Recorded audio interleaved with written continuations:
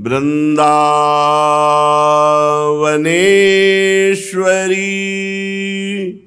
तवैव पदारविंदम प्रेमामृतैकमकरंद रसौघपूर्णम्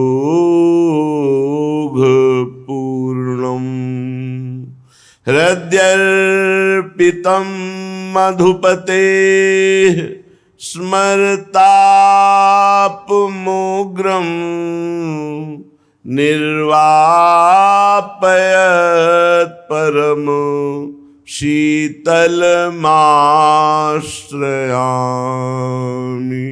परम शीतलमाश्रयामि।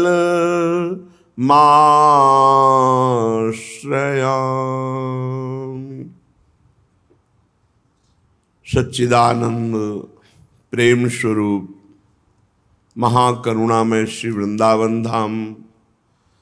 वृंदावन धाम के लाडले युगल सरकार श्री प्रिया प्रीतम जू, समस्त सहचरी वृंद, खग मृग पशु पंछी, यमुना रस रानी, रजरानी, समस्त ब्रजवासी परिकर, अहेतु की कृपा ही अहेतु की कृपा है। हम कृपा का दर्शन नहीं कर पा रहे, इसलिए हमें अपने सतमार्ग की पहचान नहीं हो रही। नहीं, जिस भगवत प्राप्ति को बड़ा दुर्लभ कहा गया है वो बहुत सुलभ है। समर्पण इस जीवन का परम लक्ष्य बन जाए। शास्त्राज्ञा, गुरु आज्ञा, संत आज्ञा, ये सब सीधे भगवत प्राप्ति। थोड़ी भी मनमानी हमसे वृत्ति ना हो तो बहुत जल्दी भगवदानंद का अनुभव हो जाए। बस हमारी पूरे जीवन में एक ही लड़ाई है, अपने मन को जगत से हटाकर प्रभु में लगाना। बस इतना ही खेल है। चाहे वो चित्त वृत्ति का निरोध करके योग वृत्ति से समाधि में पहुंचना, या स्थूल सूक्ष्म कारण तीनों जगत तीनों शरीरों का बाध करके ब्रह्म में स्थित होना, या निरंतर तैल धारावत भगवान के चिंतन में, प्रिया प्रीतम की सेवा चिंतन में। बस खास बात है जगत का चिंतन छोड़ना और प्रभु के चिंतन में निरंतर बने रहना। सब साधनों का यही फल पाया है, सब साधनों का सार यही पाया है, जगत का चिंतन छोड़ना और प्रभु के चिंतन में डूबना। अब हमारा निरंतर चिंतन उसी का होता है जिसका हम आश्रय लिए होते हैं। जैसे शरीर का आश्रय है तो भोगों का चिंतन, मान अपमान का चिंतन, राग द्वेष का चिंतन, लाभ हानि का चिंतन, जन्म मृत्यु का चिंतन, ये सब कूड़ा करकट भरा रहता है।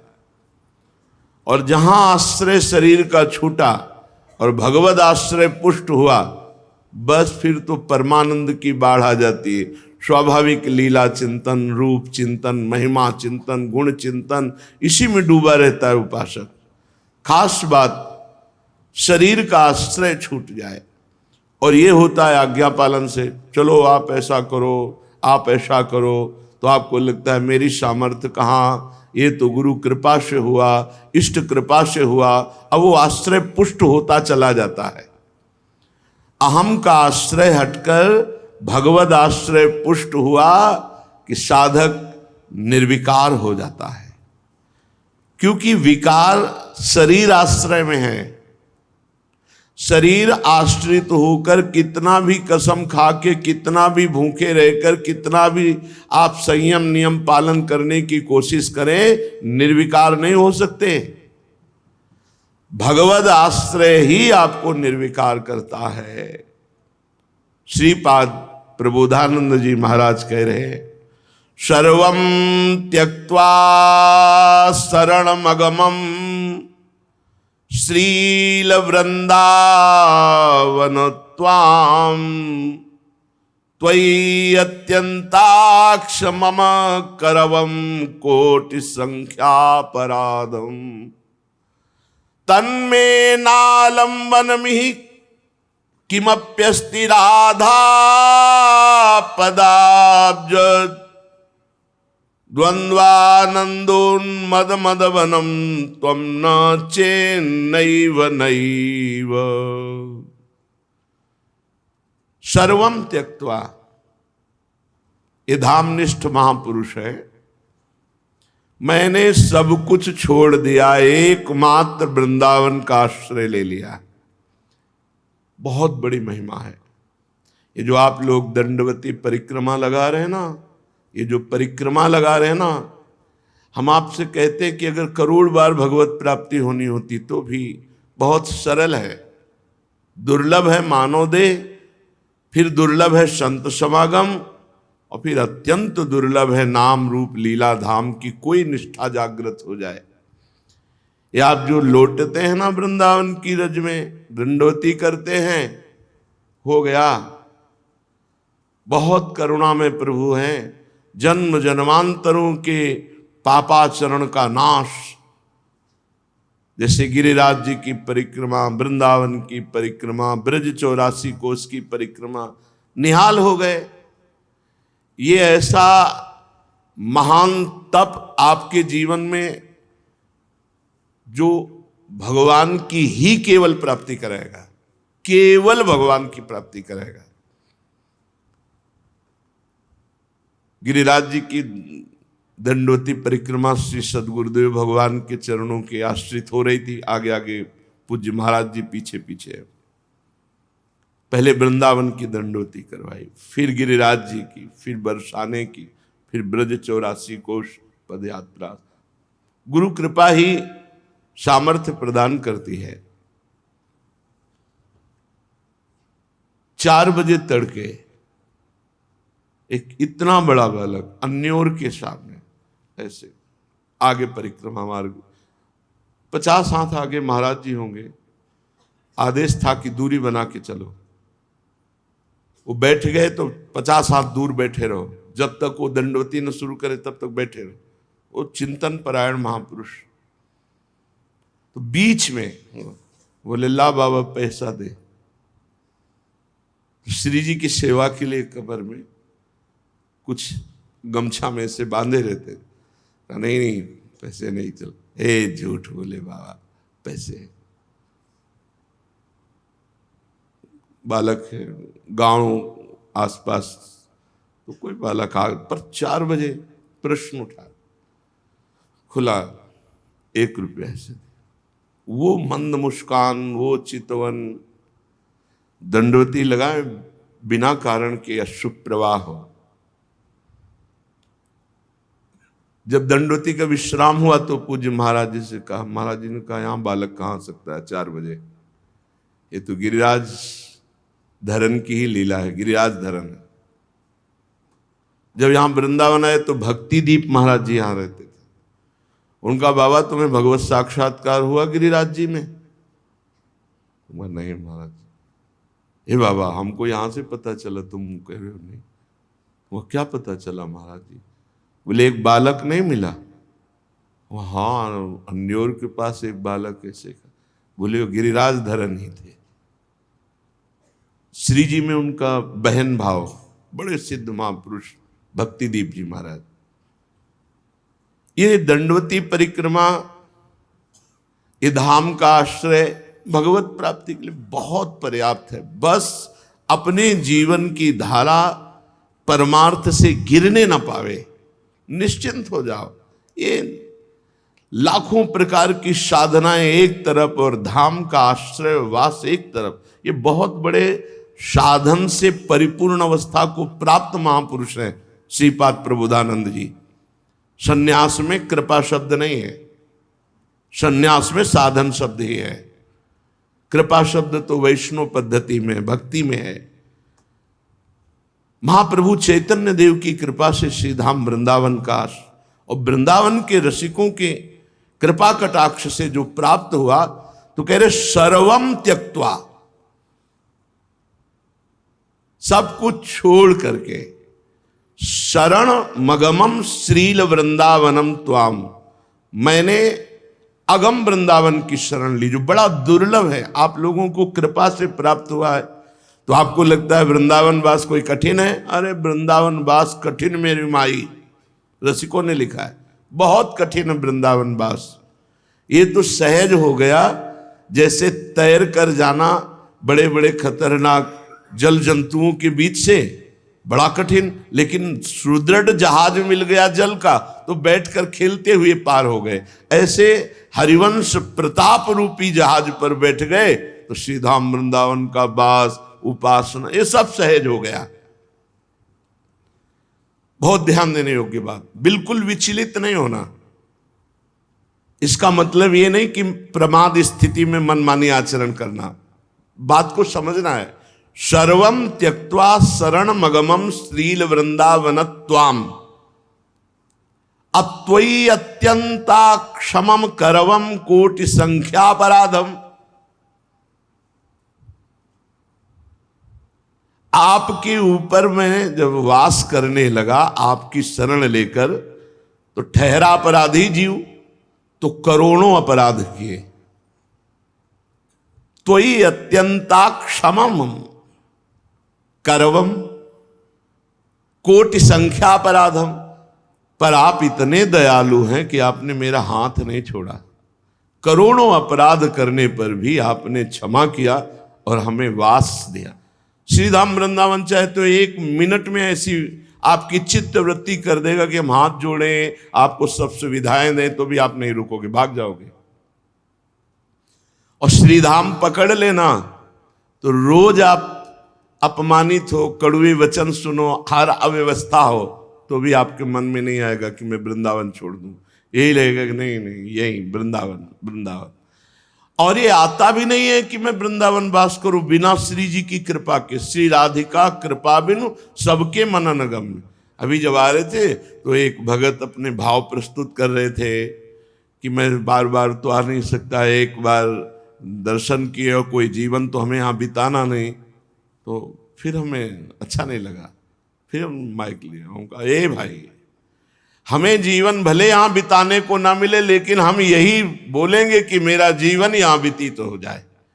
हम हर बार यहाँ आवें और हर बार यहाँ मांगे कि प्रभु भले हमें अखंड वास न दो, लेकिन जब मरे तो आपकी रज में मरे, इतनी कृपा कर दो। तो धाम में जो पधारता है धामी देख लेता है, धामी है श्यामा श्याम। अरे आकांक्षा नहीं होती, आकांक्षा ही नहीं हो सकती बिना किशोरी जी की कृपा के। सर्वम त्यक्त्वा शरण मगमम श्रील वृंदावन त्वाम, हे वृंदावन सब कुछ छोड़कर हमने आपकी शरण ली।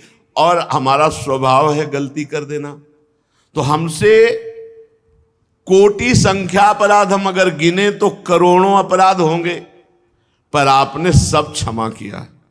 कैसे पता चला क्षमा कर दिया? क्योंकि मेरे हृदय में ये नहीं आया कि मैं वृंदावन छोड़ दूं। आपने मेरा कर पकड़ लिया, हाथ पकड़ लिया। तन्मे नालंबन में ही किमप्यस्ति राधा पदाब्ज द्वंद्वानंदोन्माद। और क्या कृपा कर दी, आपने सहारा दे दिया गोरे चरणारविंद का, और उन चरणारविंद से हमारे हृदय में बड़ा उन्माद प्रकट हुआ, प्रेमोन्माद। मदवनम त्वम ना चेन्नैव नैव, मैं बड़े आम में घूमता हूं हमारे माई श्यामा जी को राज। ये मस्ती, यद्यपि मैं अपराधी हूं, पर वृंदावन की कृपा से गोरे चरणारविंद की ठसक मिल गई, और मैं उसी उन्माद में, मद में, मदवनम, श्री वृंदावन में मद में उन्मत्त होकर राधा राधा राधा हमारे माई श्यामा जी को राज, मेरे प्राणनाथ श्री श्यामा। अब मुझे विश्वास है नाचे नैव नैव, आप कभी मुझे त्याग नहीं सकते, आप मेरी रक्षा करेंगे, आप मुझे बचाएंगे, आप मुझे प्रियालाल से मिला देंगे, पक्का विश्वास। मदगुण दोष विचारम विनैव वृंदावनम महाशक्ति, नित्योच्छृंखल करुणाद्यखिल गुणम माम ध्रुवम नयेत स्वपदम। श्री धाम वृंदावन अपने अखंड वास करने वाले के गुण या दोष नहीं देखता, इसीलिए कह रहे हैं मद गुण दोष विचारम विनैव। वृंदावनम महाशक्ति, बहुत आनंद के वचन है। मेरे गुण दोष पर वृंदावन ध्यान नहीं देता, अपनी महाशक्ति से मुझ उच्छृंखल पर करुणा करके अखिल गुण युक्त करके श्री जी की सेवा में पहुंचा दिया। नित्योच्छृंखल करुणाद्यखिल गुणम माम ध्रुवम नयेत स्वपदम। स्वपदम श्री प्यारी जी की सेवा, हमारा स्वपद है श्री लाडली लाल की युगल सेवा, सहचरी पद, ये स्वपद है। जो श्रीधाम वृंदावन का अखंड वास ले लेता है, ये अखंड वास वाले के लिए, तो वृंदावन उसके गुण दोष पर विचार ना करके महाशक्ति अपनी सामर्थ्य से, यद्यपि वो उच्छृंखल स्वभाव का है, तो भी करुणा करके अखिल गुण संपन्न श्री श्यामा श्याम की सेवा की योग्यता प्रदान कर देता है। धन्यम वृंदावनम। श्री वृंदावन वर्तिनि यत्र क्वचनापि सापराधस्य राधा कृष्ण द्रोहिण उरुतर नरकात् कदापि नोद्धारः।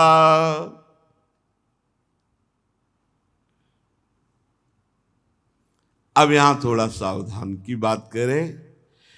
यदि यहां वृंदावन वासी का अपराध कर दिया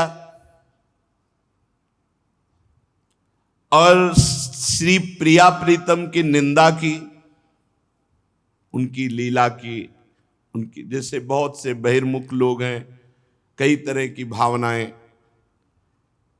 तो फिर वृंदावन उद्धार नहीं करेगा, फिर यहां से नरक ट्रांसफर करेगा। ये बड़ी बात कह रहे हैं, यहां थोड़ा समझना पड़ेगा। ये कई बार कहा कि वैष्णव द्रोह ना होने पावे, ये वैष्णव धाम है। और सब जैसे काम की गलती, क्रोध की गलती, लोभ की गलती, मोह की गलती, ये सब संभाल लेंगे वृंदावन। आगे कहा है कि गुण दोष विचारम विनय वृंदावनम महाशक्ति नित्योच्छृंखल। पर डरो, श्रीधाम वृंदावन के वासी के अपराध से डरो। अगर उस अपराध बन जाएगा और आप प्रिया प्रीतम श्री श्यामा श्याम का द्रोह करोगे, तो कह रहे हैं कि बहुत काल तक वास करने पर भी उसे नरक जाना पड़ेगा, ऐसा श्रीपाद लिख रहे हैं। ये बात से थोड़ा डरना है। वैष्णव अपराध से बहुत बार चर्चा हुई है, वैष्णव अपराध धाम बर्दाश्त नहीं करता। इसमें वैसे तो अभी तक ये पाया था कि धाम में ही दंड मिलेगा, लेकिन स्पष्ट इसमें लिखा है उरुतर नरकात कदापि नोद्धारा। जैसे वैकुंठ धाम से पतन होकर मृत्युलोक आना, मृत्युलोक भौम नरक आ गया है, ये भौम नरक है। परम धाम से वैष्णव अपराध के कारण वैष्णव धाम वैकुंठ से 3 जन्म के लिए उनको आना पड़ा। ये चीज थोड़ा डरना चाहिए साधक को। श्री ध्रुवदास जी ने भी सिद्धांत विचार लीला में लिखा है कि वैष्णव अपराध से, भक्तन के अपराध से डरपत रहो। यह अपराध वज्र की लीक है। काहे को किसी की निंदा करो, काहे को किसी से द्रोह करो। हम गंदे पड़े रहेंगे, वृंदावन काम हमारा बना देगा। 2 श्लोकों में आपने ऊपर सुना, लेकिन जो तीसरा श्लोक है, ये इसमें इतनी सावधानी रखनी। ये तभी हो सकता है जब आप अपने को नीच देखेंगे। जो अपने को नीच देखता है उसको दूसरे को बुरा देखने का समय नहीं रखता। बुरा तो तब देखे ना जब हम अच्छे हों। हम अपने अंतःकरण को जब देखते हैं तो पता चलता है, जैसे घोड़े की लगाम को खींच करके पकड़े हुए कोई बैठे हो, ऐसे बैठे हैं। अगर वो लगाम छोड़ दें तो अभी सब गड़बड़ हो जाए। इसका मतलब है कि हम बलहीन हैं, हम अधम हैं। अगर हम चल पा रहे हैं तो अपनी स्वामिनी जी की कृपा से, अपने गुरुदेव की कृपा से, तो हम दूसरे पर दोष दर्शन का अधिकार कैसे रख सकते हैं? गुणाभिमान ही पर दोष दर्शन करता है, इससे बचो। जो भी चाहे गृहस्थ हो, विरक्त हो, धामवास करते हो या धाम का आश्रय लिए हो, इससे बचो, किसी वैष्णव का अपराध। कई संत भगवान पधारे जिन्होंने बताया कि बड़ी अच्छी स्थिति, वो बताए तो अच्छी स्थिति वो थी, पर बोले पता नहीं कैसे संत अपराध बन गया कि सब नष्ट हो गया। ऐसा है, जहां वो अपने में गुणाभिमान जागृत होता है, दूसरे संतों में हे बुद्धि होती है, वो चाट जाती है। भगवान से मनाए कि कभी हमसे वैष्णव अपराध न बने। प्रभु से प्रार्थना करे कि आपके जनों का कभी अपराध न बनने पावे। इसीलिए बड़े बड़े वैष्णव जन बहुत डरते हैं। श्री वृंदावन वर्तिनी यत्र कुचनापि सापराधस्य राधा कृष्ण द्रोहिण तो उर्तर नरकात कदापि नोद्धारा। जो राधा कृष्ण के प्रति दोष दर्शन, द्रोह, निंदादि करे और वृंदावन वासी की निंदा करे तो बोले उसका फिर नरक से उद्धार नहीं हो सकता।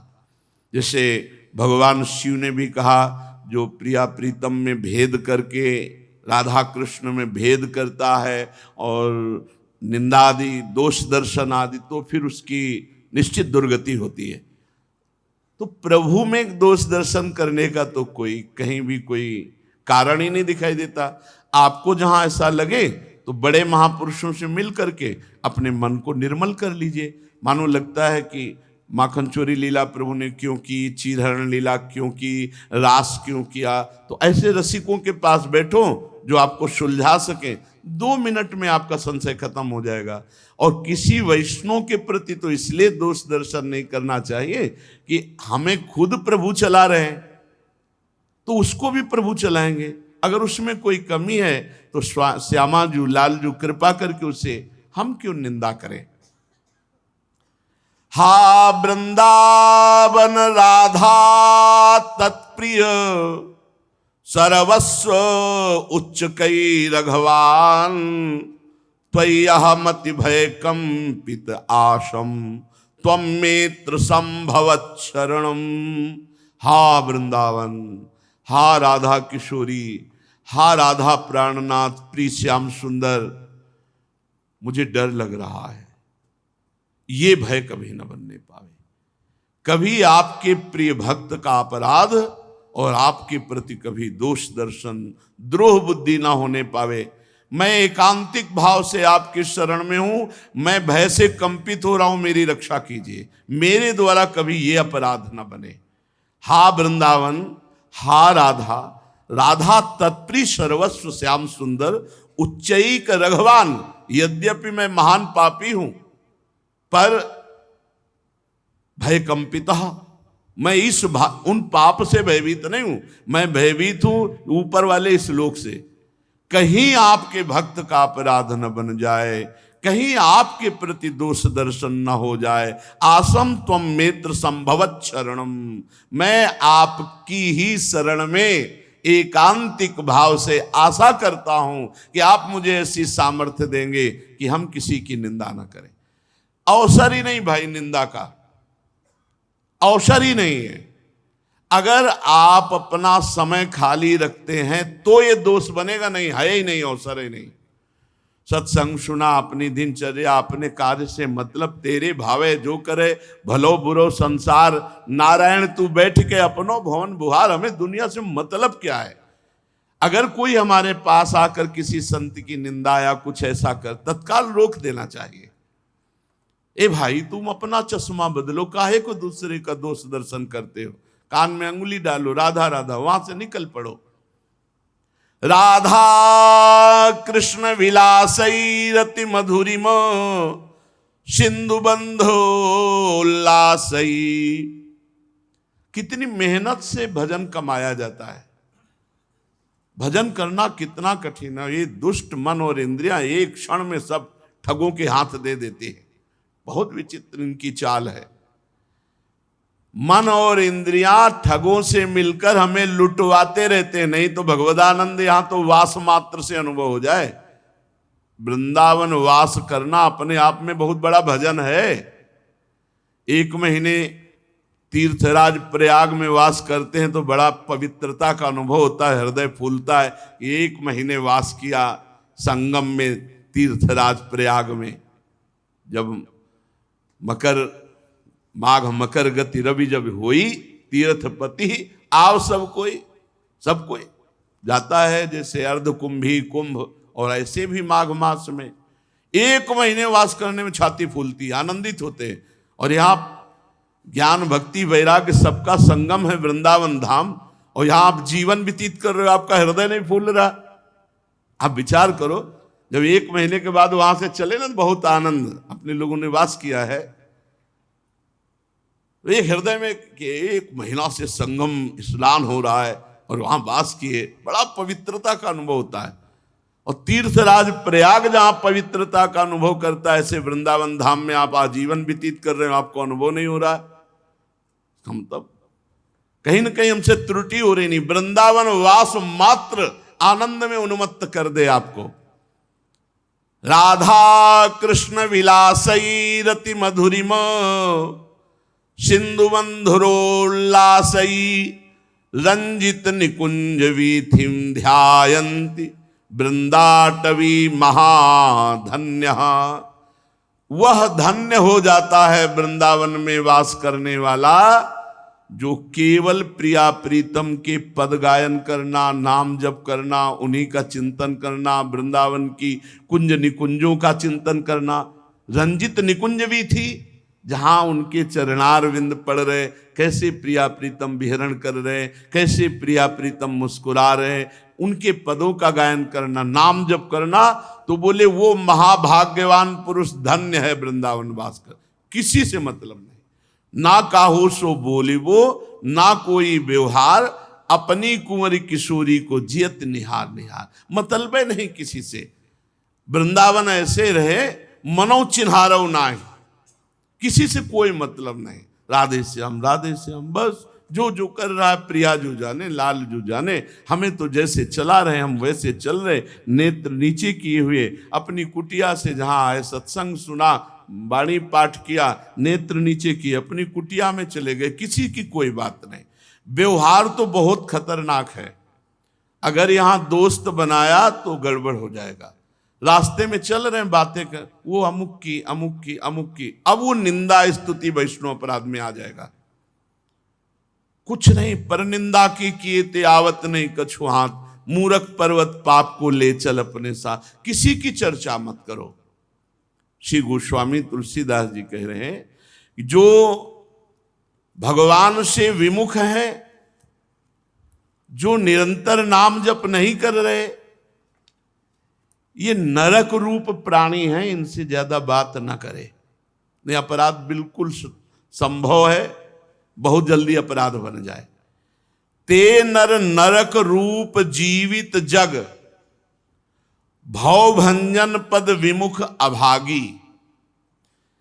निशिवासर रुचि पाप असुचि मन, खलमति मलिन निगम पथ त्यागी।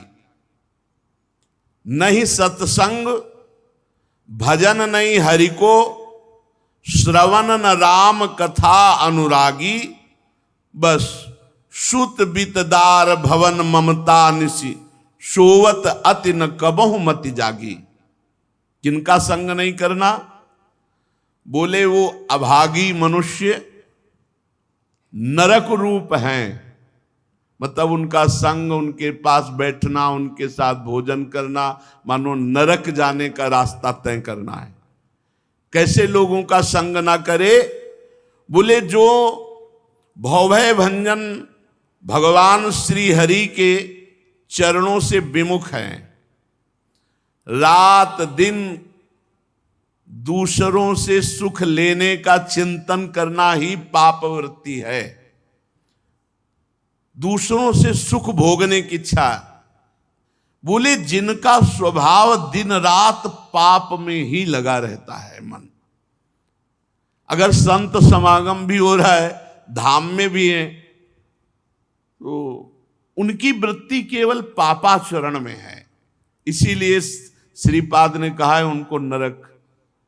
ऐसा नहीं कि तुम वृंदावन में पापाचरण करोगे तो वृंदावन धाम तुम्हें स्वीकार कर लेगा। कुछ सीमाएं हैं।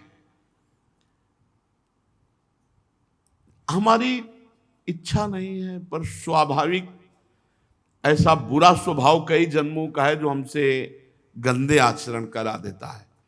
वृंदावन माफ कर देगा, हमारी गलती है, वृंदावन माफ। हम दूसरों को कष्ट दें, दूसरों से द्रोह करें, दूसरों की निंदा करें, अपराध करें, ये नहीं क्षमा करेगा। हमारी गलती है, वो क्षमा कर देगा। जिनका मन अशुद्ध है, दुष्ट बुद्धि है, भगवत मार्ग को छोड़े हुए हैं, ना कभी सत्संग करते हैं, ना भगवत भजन करते हैं, अगर भगवान की कथा भी हो रही है तो वहां भी इसी विचार से जाते हैं, दोष दर्शन की बुद्धि से। श्रवण न राम कथा अनुरागी, और उनके हृदय में बस स्त्री आसक्ति, धन की आसक्ति, पुत्र की आसक्ति, कैसे इनको सुख पहुंचावे, ऐसे मोह ममता में आसक्त अचेत सोते हुए जो मैं मेरे की डोरी में बंधे हुए अज्ञान में, ऐसे लोगों का संग नहीं करना चाहिए। तुलसीदास हरिनाम सुधा तज, सठ हठ पियत विषय विष मांगी, सूकर श्वान श्रृगाल सरिस जन, जनमत जगत जनन दुख लागी। श्री गोस्वामी तुलसीदास जी कह रहे हैं, ये दुष्ट स्वभाव वाले भगवान नाम रूपी अमृत का पान नहीं करते। ये अमृत को छोड़कर, नाम रूपी अमृत को छोड़कर, ये विषय रूपी जहर लूट लूट कर खाते हैं। इनसे सुअर अच्छे, कुत्ता अच्छे, गीदड़ अच्छे। क्यों? ये अपने निकृष्ट योनियों को भोग कर मानव देह की तरफ बढ़ रहे हैं, और ये मानव देह धारण करके अपनी मां को व्यर्थ में दुख दिया, 9 महीने गर्भ में रहे, जन्मे, और ऐसे पापाचरण किए कि पितरों को भी नरक ले गए। ऐसे दुष्ट संग का त्याग कर दे।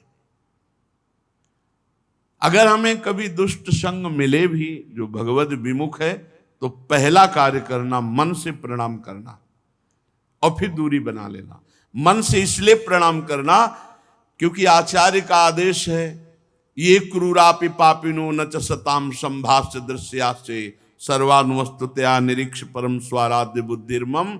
उनमें भी मेरे राधा वल्लभ लाल हैं, उनको प्रणाम। जे ही प्रणाम करोगे तो अब आप उनसे दूरी बना लो, उनकी निंदा भी मत करो, तो कोई अपराध आपके ऊपर लागू नहीं हो पाएगा। नहीं, ऐसे लोगों की भी निंदा करना हमारे अंतःकरण में मलिनता पैदा कर देगा, क्योंकि कहीं ना कहीं हम उनका चिंतन करने लगेंगे और चिंतन हमारा मलिन हो जाएगा।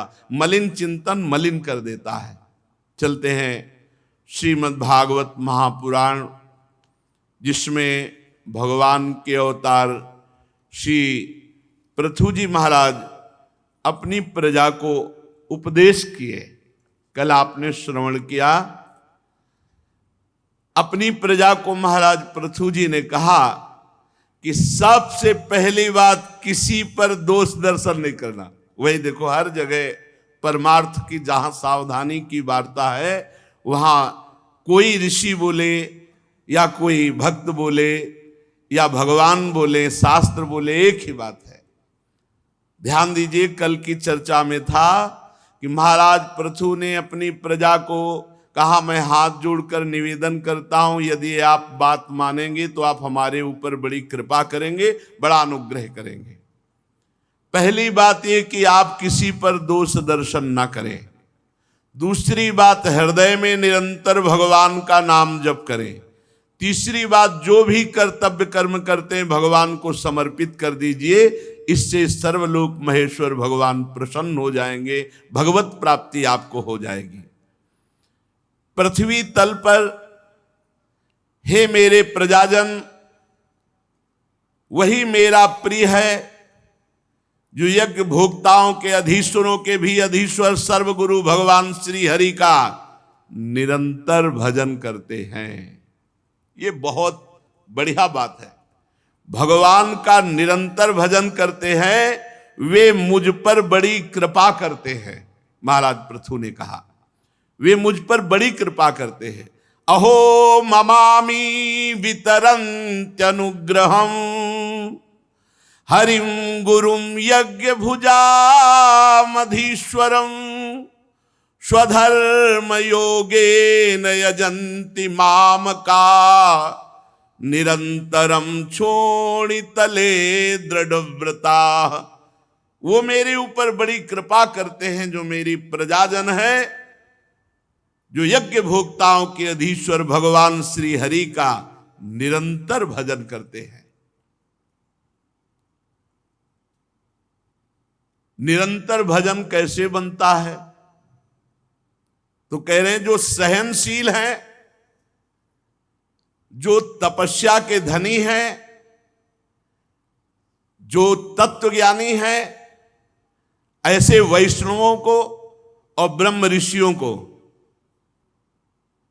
जो आदर देता है, पूजन करता है और इनको भोग पवाता है, तो उसके भजन की वृद्धि होने लगती है। निरंतर भजन का अभ्यास कैसे पुष्ट हो? बोले ऐसे भजनानंदी महापुरुषों का सेवन करो, जो सहनशील है, तपस्वी है, तत्वज्ञानी है, ऐसे वैष्णव, ऐसे ब्रह्म ऋषियों का आदर, संग और उनको भोजन। सभी से विनय पूर्वक मैं प्रार्थना करता हूं कि सर्वांतर्यामी भगवान वैष्णव सेवा से बहुत जल्दी प्रसन्न होते हैं। जो भगवान की आराधना में तन्मय भक्त जन है, इनकी आराधना से भगवान बहुत प्रसन्न होते हैं। पूज्य श्री सुदामा कुटी के महाराज जी, उन्होंने कहा वैष्णव सेवा का तुरंत फल होता है, तुरंत फल होता है। हृदय में तुरंत वैष्णव सेवा से आपके परिवर्तन शुरू हो जाएगा। संत सेवा का तुरंत फल होता है। यहां श्री पृथु जी महाराज कह रहे हैं, जो स्वयं प्रकाश सर्वांतर्यामी भगवान को प्रसन्न करना चाहता है, उसे निरंतर भजन करना पड़ेगा। और निरंतर भजन के लिए जो सहनशील हैं, तपस्वी हैं, तत्वज्ञानी हैं, ऐसे वैष्णव और ऐसे ब्रह्म ऋषियों का आदर, सम्मान, संग और उनको भोजन पवाना। आप सभी से मैं विनय पूर्वक कहता हूं, ब्रह्म ऋषियों की सेवा करने से बहुत जल्दी भगवान प्रसन्न होते हैं। वैष्णव सेवा, ब्रह्म ऋषियों की सेवा अगर नित्य बनने लगे तो बहुत जल्दी चित्त शुद्ध होकर के बिना ज्ञानाभ्यास के उसे मोक्ष पदवी प्राप्त हो जाएगी। बिना तत्व ज्ञान के अभ्यास के कि सब में भगवान है, ऐसा कुछ लगाने की जरूरत नहीं। हृदय पवित्र हुआ ये अनुभव हो जाएगा, जित देखो तित श्याममयी। कैसे पवित्र होगा? पृथु महाराज अपनी प्रजा को कह रहे हैं, जो रोज संत सेवा करता है, वैष्णव सेवा करता है, ब्रह्म ऋषियों की सेवा करता है, इस लोक में वैष्णव और ब्रह्म ऋषियों से बढ़कर दूसरा कौन हो सकता है? एक बहुत काल तक अग्नि में हवन करे और एक वैष्णव को भोजन पवा दे, तो वैष्णव भोजन पवाने से भगवान बहुत जल्दी प्रसन्न हो जाएंगे। इंद्रादि यज्ञीय देवताओं को जो हवन किया जाता है, उससे ज्यादा तत्वज्ञानी ब्रह्म ऋषि और भगवत भक्तों को जो श्रद्धा पूर्वक प्रसाद पवाया जाता है, तो चेतना शून्य होम यज्ञ में वो लाभ प्राप्त नहीं होता जो चैतन्य वैष्णव ब्रह्म ऋषियों के पवाने से होता है। यद ब्रह्म नित्यम विरजम सनातनम श्रद्धा तपो मंगल मौन संयमई समाधिना बिभ्रतिहार्थ दृष्टये यत्रेदमादर्श इवाव भासते तेषामहं पाद सरोज रेणुर माया वहे आदि किरीट मायु यम नित्यदा बिभ्रत आसु पापम नश्यन्त्यमु सर्वगुणा भजन्ति गुणायनम शील धनम कृतज्ञम वृद्धाश्रयम संवृणितेनु संपदा प्रसीदताम ब्रह्म कुलम गवाम च जनार्दना सानुचरस्व मह्यम। आहा, बहुत सुंदर बात कह रहे हैं। जैसे दर्पण साफ हो तो अपना प्रतिबिंब दिखाई देने लगता है, ऐसे ही जब हृदय निर्मल होता है तो ब्रह्म का साक्षात्कार स्वयं हो जाता, कोई प्रयास नहीं करना पड़ता। और हृदय की शुद्धि के लिए श्रद्धा तपो मंगल मौन संयमई, जो भगवत श्रद्धा से युक्त हैं, भगवत तपस्या संलग्न है, जो मंगलमय आचरण करते हैं और ज्यादातर मौन रहते हैं, ऐसे संयमी जो वैष्णव जन हैं, जो भगवत भक्त हैं, जो ब्रह्म ऋषि जन हैं, उनकी जो आराधना करता है उसका हृदय निर्मल हो जाता है। हृदय निर्मल होने पर ऐसे ब्रह्मबोध, ऐसे भगवत साक्षात्कार हो जाता है जैसे दर्पण साफ होने पर अपना प्रतिबिंब दिखाई देता है।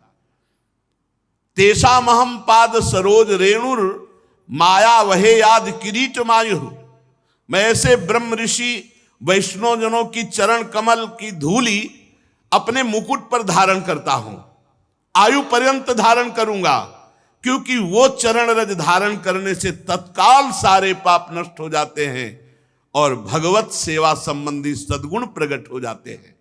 अर्थात अपनी प्रजा को उपदेश कर रहे हैं, वैष्णव सेवा करो, ब्रह्म ऋषियों की सेवा करो, उनका चरण धोवन अपने माथे पे धारण करो। बड़ी बड़ी यज्ञों से भगवान जैसे संतुष्ट नहीं होते, वैसे अपने भक्तों को पवाने से, ब्रह्म ऋषियों को पवाने से संतुष्ट होते हैं। गुणवान, शील संपन्न, कृतज्ञ और गुरुजनों की सेवा करने वाले के पास लौकिक पारलौकिक संपदाएं अपने आप इकट्ठा हो जाती है। अतः मेरी यही आज्ञा है, प्रार्थना है कि ब्रह्म ऋषियों का, गौवंश का और भगवत भक्तों का आराधन हो तो श्री भगवान अपनी समस्त विभूतियों के साथ प्रसन्न हो जाते हैं। श्री मैत्रेय जी कहते हैं, महाराज पृथु का यह सुंदर उपदेश सुनकर सभा में देवता पितर ब्राह्मण जितने बैठे थे साधुवाद साधुवाद, साधु साधु यो कहकर प्रशंसा करने लगे।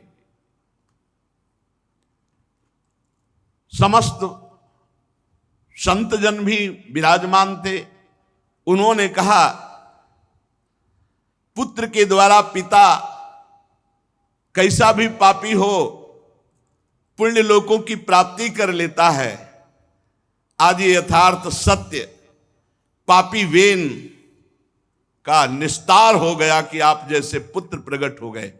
पृथु जी से कहा, अगर पुत्र भगवत आचरण करने वाला है तो पिता कितना भी पापी हो उसे भगवत प्राप्ति हो जाएगी, ये शास्त्र कहता है। इसीलिए मनाया जाता है कि कोई भगवान का भक्त हमारे घर में प्रकट हो जाए। इसका उदाहरण है पापी वेन महाराज पृथु और हिरण्यकश्यप। घोर नरकों की प्राप्ति होती यदि प्रहलाद जैसा भक्त ना होता। प्रहलाद ने हिरण्यकश्यप को पुनः परम पद में। वीरवर पृथु जी,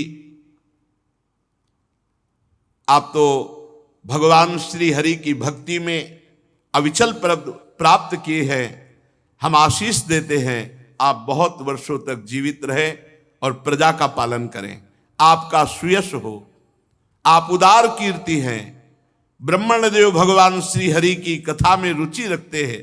हमारा बड़ा सौभाग्य है कि आप जैसा हमने राजा पाया और अपनी प्रजा को ऐसा उपदेश देना आपके लिए कोई आश्चर्य की बात नहीं है, क्योंकि आप अपनी प्रजा के ऊपर बहुत प्रेम रखते हैं। करुणामय महापुरुष अपने प्रियजनों को ऐसा ही उपदेश करते हैं।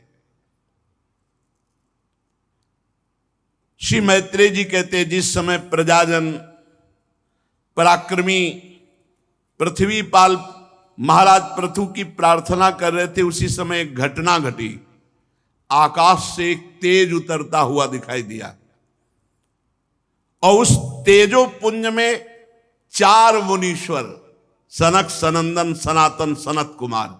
देखो, जब भगवत आराधना होती है तो सब महापुरुष अपने आप दर्शन देने लगने, चाहे जितने बड़े महापुरुष हो, जब भगवान की आराधना हो रही तो वो सब दर्शन देते हैं। भाई जी महाराज को देवर्षि नारद, अंगिराज ऐसे प्रगट में जैसे कल आएंगे, ऐसी व्यवस्था थी कि 11 बजे देवर्षि नारद जी और मुक्का ऐसे जैसे निमंत्रण दे के बुलाया, ऐसे वो आए थे। आश्चर्य की बात नहीं है, सब महापुरुष हैं, पर आप जब तक भजन की ऊंचाई पर नहीं पहुंचते तब तक उन महापुरुषों को नहीं देख सकते। अभी पृथु जी से ये महात्मा जन कह ही रहे थे कि धन्य है आप जैसा पुत्र जो वेन का उद्धार कर दिया, जैसे प्रहलाद जी ने हिरण्यकश्यप का उद्धार किया। धन्य है क्योंकि आप हरि के चरणारविंद में अबाध भक्ति युक्त हैं। आप चिरंजीवी हों, बहुत वर्षों तक जीवित रहकर प्रजा का पालन करें। इतने में देखा आकाश से एक तेज उतर रहा है। वो तेज 4 मुनीश्वरों का, सनक, सनंदन, सनातन, सनत कुमार। महाराज पृथु देखते ही पहचान गए कि ये तो सिद्धेश्वर सनकादि है। आकाश से उतरकर महाराज पृथु के समीप ही राजा ऐसे जैसे किसी को प्राण मिल जाए, सनकादि की तरफ दौड़ पड़े और उनके चरणों में गिर पड़े, सनक, सनंदन, सनातन, सनत कुमार के चरणों में। फिर अर्घ पाद्य आदि विनयवश गर्दन झुकाए हुए विधिवत पूजा की, चरणोदक उतारा। सनक सनातन का जब सोचो, चरणोदक इन महापुरुषों का चरणोदक पिया, माथे पे अपने संपूर्ण जो अनुचर सबको चरणोदक। मान लो अगर संतों की चरण रज, संतों का चरणोदक पीते हो, छिष्ट पाते हो, भगवत प्राप्ति निश्चित। हम आपसे कई बार इसीलिए कहा, करोड़ों बार होती तो भगवान का जो रोज चरणामृत पीते हैं, प्रभु का चरणामृत पीते हैं, उनको भगवत प्राप्ति में कोई संशय है? अकाल मृत्यु हरणम सर्वव्याधि विनाशनम श्री कृष्ण पादोदकम पीत्वा पुनर्जन्म न विद्यते। कितने कितने बार जो रोज भगवान नाम जप करते हैं, चतुरासी जी का पाठ करते हैं, गोपाल शास्त्र नाम का पाठ करते हैं, भागवत का श्रवण करते हैं, भगवत प्राप्ति स्वाभाविक। बस हम अपनी दुराचार प्रवृत्ति जनित मन बुद्धि को रोक नहीं पा रहे, इसलिए अनुभव नहीं हो रहा है। सनकादि का चरणामृत होता है, ये बहुत अमोघ वस्तु है। जब हमारे पास चरणामृत पहुंचता है ना, तो ऐसे जैसे कोई बहुत बड़ी संपत्ति मिल जाती है, ऐसे लगता है ये संतों का चरणामृत है, ये ब्रजवासियों का चरणामृत। एकदम वो लिखे हुए ऐसे रोज दर्शन करते हैं पात्र में से, ब्रजवासियों का चरणामृत, संत चरणामृत, ऐसे रोज पान और रोज दर्शन, रोज प्रणाम। आप लोग भी करो। अगर इतना भी चरणामृत संतों को मिल जाए तो खूब उसमें सालों जल मिला करके पियो, चरणामृत ही रहता है। और संत बड़े कृपाल हो, चरणामृत मिल जाता है। अपने यहाँ तो प्रायः करुणा बरसती रहती है, संत भगवान ऐसे चरणा। तो अगर आप लोगों को लगे तो थोड़ा मांग लिया, मांगने से भी मिल जाए तो बहुत बड़ी बात। 2 बूंद ले लिया, उसी में 1 लीटर जल मिला दिया और रोज थोड़ा थोड़ा पान के, बहुत लाभ मिलता है, बहुत लाभ। चरणोदक को अपने सिर पर धारण किया, पान किया और ऐसे बड़ा लाभ। फिर जैसा संत पुरुषों से विनय पूर्वक व्यवहार किया जाता है, ये भगवान शंकर के अग्रज हैं, सनक, सनंदन, सनातन, सनत कुमार। 4 स्वर्ण सिंहासन मंगाए, उन पर बैठाला, मानो मूर्तिमान तेजस्वी अग्नि बैठे हों। हाथ जोड़कर पृथु जी ने कहा। बहुत सुंदर चर्चा हुई है पृथु जी और सनकादि से। अब यह है कि इतनी उच्च कोटि की अध्यात्म की है कि आप एकाग्रता पूर्वक सुने तो लाभ मिलेगा। अहो आचरितम किम में मंगलम मंगलायना यस्य वो दर्शनम ह्रासीत दुर्दर्शानाम च योगिभिः किम तस्य दुर्लभतरम ही लोके परत्र च यस्य विप्राः प्रसीदन्ति शिवो विष्णुश्च शानुगः। मंगल मूर्ति मुनीश्वरो, आपका दर्शन तो योगियों के लिए भी बड़ा दुर्लभ है। भला मुझ जैसे से क्या पुण्य बन सकता है जो आप दर्शन देते हैं? ये तो आपकी अहेतुकी कृपा है कि आपने आकर दर्शन दिया। पर हम ये कह सकते हैं, जिस पर वैष्णव प्रसन्न हैं, जिस पर ब्रह्म ऋषि प्रसन्न हैं और अनुचरों के साथ भगवान शंकर प्रसन्न हैं या भगवान श्री हरि प्रसन्न हैं, उन्हीं को ऐसा सौभाग्य मिल सकता है, अन्यथा नहीं।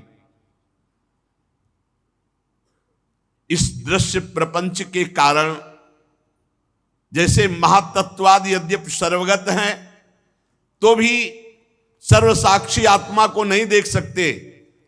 इसी प्रकार आप जैसे सिद्ध पुरुष यहां लोक में विचरण करते रहते हैं, पर जो भजन नहीं करते हुए अनाधिकारी लोग आपको नहीं देख सकते। बड़े बड़े सिद्ध विचरण करते हैं, अनाधिकारी लोग नहीं देख सकते।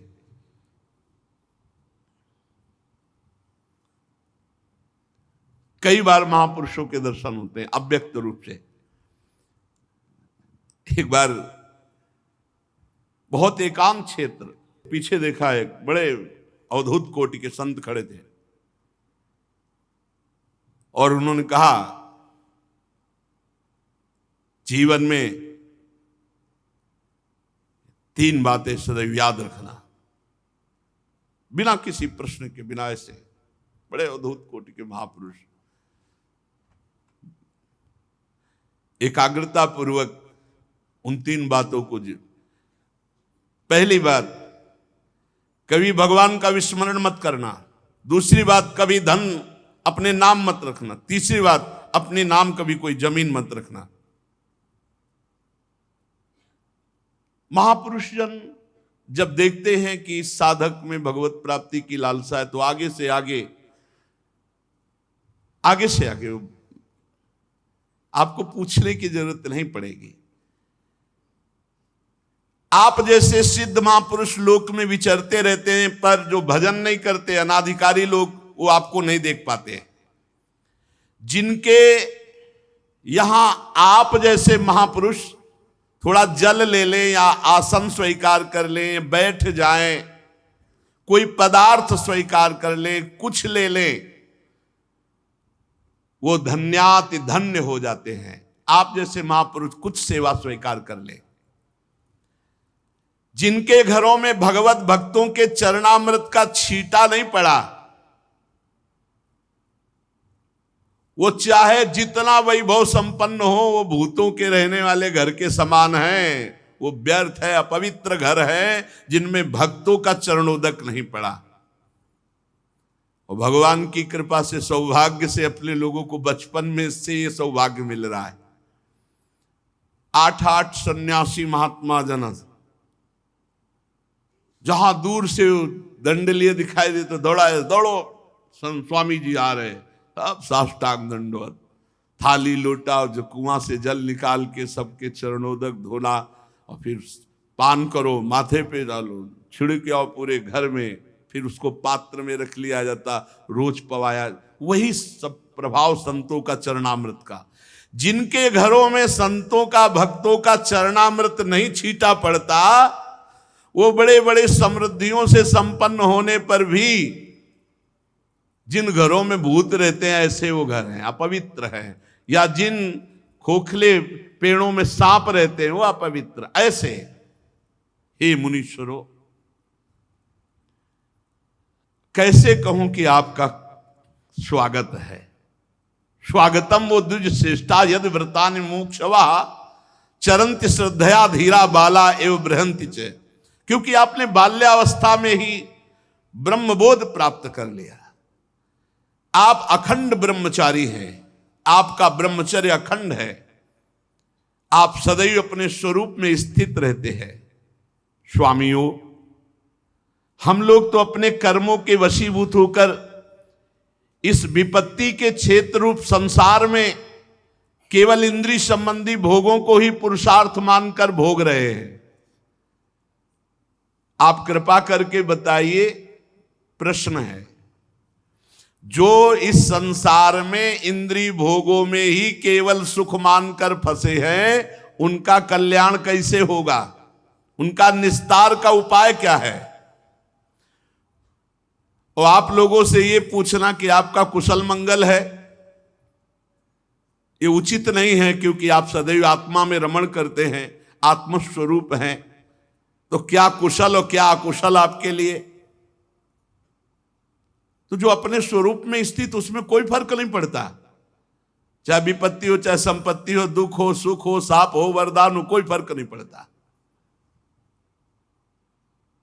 क्योंकि जो आत्मानंद में निमग्न है, उसको इन बाहरी साप, वरदान, दुख, सुख, लाभ, हानि, मान, अपमान से कोई फर्क नहीं। एक हमने संत से सुना कि एक बार भगवान गौरी शंकर नंदीश्वर पर विराजमान होकर जा रहे थे, तो शनकादि चारों हरिशरणम हरिशरणम हरिशरणम ध्यानस्थ थे। भगवान शिव वहां से निकले, कोई प्रणाम नमस्कार, कोई भगवान शिव को कोई फर्क नहीं। अंबा ने कहा, जगत गुरु भगवान शिव को प्रणाम भी नहीं किया, ऐसे ही गर्दन, उनको गुस्सा आ गया, साप दे दिया, जाओ आउट हो जाओ। गर्दन ऐसे सीधी की, झुकाया नहीं जैसे।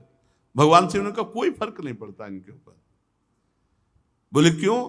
इनको पश्चाताप, तो बोले कभी पश्चाताप नहीं होगा, चाहे सनकादि का शरीर हो, चाहे ऊंट का शरीर, इनको शरीर से कोई लेना देना नहीं, ये अपने स्वरूप में स्थित है। कुछ दिनों बाद फिर उधर से निकले, तो भगवान शिव को देखा, वो देखा ही नहीं था, देखा तो प्रणाम किया। भगवान शिव ने कहा कैसे हो? बोले अंबा है ना, बहुत कृपा है, पहले भिक्षादि के लिए तो सोचना भी पड़ता था, अब तो हरे हरे पत्ते खाते हो, हरी शरणम रटते, कोई परेशानी नहीं, खा कहे तो इनको सनकादि रूप में करो, इनको कोई फर्क नहीं पड़ता। तो कह रहे आपके लिए पूछना कि कुशल मंगल है कि नहीं, तो आप तो आत्मा में रमण करते हैं, आपके लिए ना कुशल हो ना अकुशल, दोनों बराबर, कुशल अकुशल से कोई मतलब नहीं। प्रभु, आपका समागम बड़ा दुर्लभ है, उसका लाभ मिलना चाहिए। इससे मैं पूछता हूं कि जो भोगों में मनुष्य फंसे हैं, उनका सुगमता पूर्वक कल्याण कैसे होगा? प्रभु, ये आत्मबोध तो बहुत धैर्यवान, बहुत अच्छे ज्ञानी के हृदय में आत्मबोध होता है, पर विषयी पुरुषों पर कृपा करने के लिए आप जैसे महापुरुष भ्रमण करते रहते हैं। आप ये बताइए कि विषयी पुरुष का कल्याण कैसे होगा, जो भोगों में सुख मानता है। राजा पृथु के ये युक्ति युक्त गंभीर परमित मधुर वचन सुनकर श्री सनत कुमार जी बड़े प्रसन्न हुए और मुस्कुराते हुए बोले। सनत कुमार जी ने कहा, महाराज, आपने सब कुछ जानते हुए भी समस्त प्राणियों के कल्याण की दृष्टि से बड़ी अच्छी बात पूछी। साधु भक्त पुरुषों की बुद्धि ऐसी हुआ करती कि वो ऐसी चर्चा करते जिससे जगत का कल्याण हो। संत पुरुषों का समागम श्रोता और वक्ता दोनों को अभिमत है, क्योंकि उनके प्रश्नोत्तर सभी का कल्याण करते हैं। अब उत्तर शुरू। राजन, श्री मधुसूदन भगवान के चरण कमलों के गुणानुवाद में अविचल प्रीति, जो बहुत कठिन है, इससे सारी वासनाएं नष्ट हो जाती है। क्या पहला उपाय बताया? भगवान की लीला कथा श्रवण, इससे बहुत जल्दी हृदय निर्मल हो जाता है। खूब लीला कथा सुनो, जहां चर्चा भगवान की, प्रपंच मत करो, 4 साधक बैठो, कोई न कोई प्रभु की चर्चा करो, कोई न कोई सिद्धांत की चर्चा करो। और भगवान भी आदेश करते, मत चित्ता मदगत प्राणा बोधयंता परस्परम। कह रहे हैं वासना रूप मल को सर्वथा नष्ट कर देती है। अस्तिव राजन भवतो मधुद्विषः पादारविंदस्य गुणानुवादने रतिर्दुरापा विधुनोति नैष्ठिकी कामं कषायम मलमंतरात्मनः। जो भगवान श्री मधुसूदन की कथा सुनता रहता है, गुणानुवाद करता रहता है, उसका वासना रूप मल सर्वथा के लिए नष्ट हो जाता है। ये वासना किसी और उपाय से नहीं नष्ट होती, केवल भगवत चर्चा से। जैसे मोह को महिषासुर बताया गोस्वामी जी ने, और कथा को दुर्गा आद्याशक्ति बताया कि जैसे महिषासुर को कोई देवता या नहीं मार सकता था उस समय बलवान, तो सब दैवी शक्ति का स्वरूप दुर्गा भगवती ने महिषासुर को मारा। ऐसे ही जो मोह है, अज्ञान है, वासना है, ये महामोह महिषेश विशाला और राम कथा कालिका कराला। माता जी ने वो रूप धारण करके मार डाला महिषासुर को। ऐसे ही भगवान की चर्चा हमारी वासना को, मोह को ये नष्ट कर देती है। यहां सनकादि जी ने पहला उपाय बताया, खूब भगवत चर्चा सुननी चाहिए, नशा होना चाहिए। और ये साधक का नहीं, ये सिद्धों का भी है। भगवान शंकर को क्या जानना है, काकभूषुंड जी के यहां हंस बन करके रोज चर्चा सुनते हैं। और जब वहां नहीं जाना होता तो अंबा जी श्रोता बन जाती है, भगवान शिव चर्चा करने लगते हैं अंबा जी से ही। बड़ी अमृतमयी कथाएं। वासना रूपी मल को नष्ट करने के लिए और कोई उपाय नहीं भगवान की चर्चा के सिवा। ये बैठा लो। जो साधक सत्संग नहीं सुनते हैं, परस्पर भगवत चर्चा नहीं करते हैं, उनमें बड़ी कमियां बनी रहती है। पहली बात तो ये अहंकार बना रहता है कि हम श्रेष्ठ हैं, और बहुत से अंदर दोष बने रहते हैं, वो सत्संग के द्वारा ही नष्ट होते हैं। शास्त्र जीवों के कल्याण के लिए भली भांति विचार करने वाले हैं। उनमें आत्मा से भिन्न देहादि के प्रति वैराग्य और अपने स्वरूप में सुदृढ़ अनुराग होना, ये कल्याण का साधन निश्चित किया गया है। भगवान की लीला कथा सुनने से वासना मल का नाश होता है। जो ही वासना नष्ट होती है तो शरीर से वैराग्य होता है। शरीर 3 है, स्थूल सूक्ष्म कारण। तीनों शरीर से जहां वैराग्य हुआ तहां आत्मस्वरूप में दृढ़ रति होती है, और आत्मस्वरूप में आत्मरति हो जाना ही जीवन का परम लक्ष्य है, परम कल्याण है। आत्मा हमारे प्रभु हैं, आत्मा हमारे आराध्य देव हैं। ये बात एक शब्द में कह गए।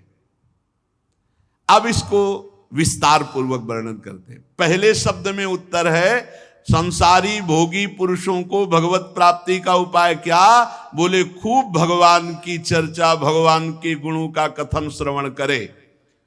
रात दिन भगवान का नाम जप, उनकी लीला कथा श्रवण से वासना का नाश होता है। वासना के नाश से तीनों शरीरों से वैराग्य होता है और आत्मरति होती है। आत्मरति ही ये परम कल्याण का स्वरूप है। अब उसको विस्तार से कह रहे हैं। जिसको अपना परम कल्याण चाहिए वो पहले सद्गुरुदेव भगवान का वर्ण करे, क्योंकि बिना गुरुदेव के, बिना गाइड के इस भूल भुलैया संसार से पार नहीं हुआ जा सकता। इसीलिए भगवान की प्राप्ति के लिए जो हम नाम जप कर रहे हैं, जो कथा सुन रहे हैं, इसका पहला फल होगा सद्गुरुदेव की प्राप्ति। एक संत आए थे सिख धर्मावलंबी, तो उन्होंने कहा कि हमने तो गुरुवाणी जी में पढ़ा है कि पूर्ण पुरुष मिले बिना, पूर्ण गुरु मिले बिना जीव का कल्याण नहीं होता। ऐसे नाम जब कर रहा है तो पूर्ण उससे गुरु नहीं मिले तो क्या कल्याण हो जाएगा? तो उन्होंने कहा हाँ, क्या कल्याण होगा? वो नाम जब उसे पूर्ण गुरु से मिलाएगा और फिर गुरु जो नाम देगा उसे भगवत प्राप्ति करा देगा। तो यहां कह रहे हैं कि शास्त्र श्रवण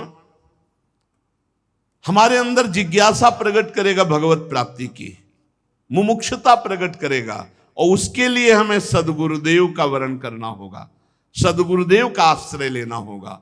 बिना सदगुरुदेव के चाहे शिव बिरंच सम होई, गुरु बिनु भव निधि तरे न कोई। सदगुरुदेव शास्त्र के सूक्ष्म वचनों को अनुभव करके बोलते हैं, तो उनके वचनों में विश्वास रखना होगा। जो हमारे गुरुदेव कहें उनके वचनों पर बिल्कुल दृढ़ विश्वास। और जो गुरुदेव भागवतिक आचरण का उपदेश करते हैं वैसे ही आचरण करें। फिर गुरुदेव से जिज्ञासा करें, भगवत प्राप्ति संबंधी जो संशय हो, जो प्रश्न हो, अपने गुरुदेव से उनका उत्तर ले। गुरुदेव के द्वारा जो निष्ठा जागृत होती, कई तरह की निष्ठा होती, धाम निष्ठा, नाम निष्ठा, गुरु निष्ठा, सेवा निष्ठा, योग निष्ठा, ज्ञान निष्ठा, भक्ति निष्ठा, बड़ी निष्ठाएं होती। तो गुरु के द्वारा प्राप्त निष्ठा युक्त हो, और निष्ठा से योग योगेश्वर भगवान की उपासना में।